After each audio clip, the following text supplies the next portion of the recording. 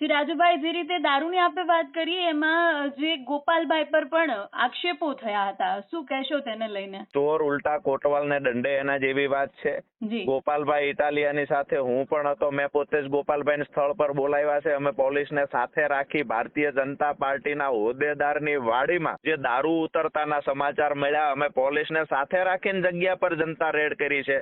તેમ છતાંય આક્ષેપ મને તો નવાઈ એ વાતની લાગે છે કે એ જેની વાડીમાં દારૂ પકડાયો છે એ માણસની સફાઈ પોલીસ અધિકારી આપે છે.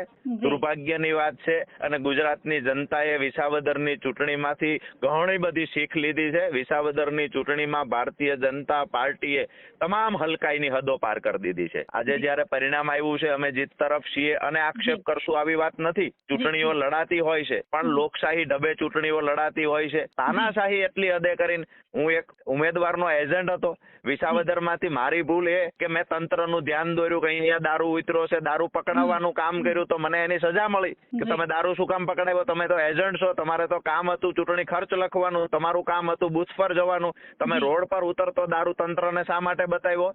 તમે દારૂ બતાવ્યો છે એટલા માટે તમને હટાવી દઈએ છીએ એજન્ટ તરીકે. તમે વિસાવદરમાં 19 તારીખે પ્રવેશ નહીં કરી શકો. મારી પ્રવેશબંધી ચૂંટણી અધિકારી દ્વારા કરવામાં આવી.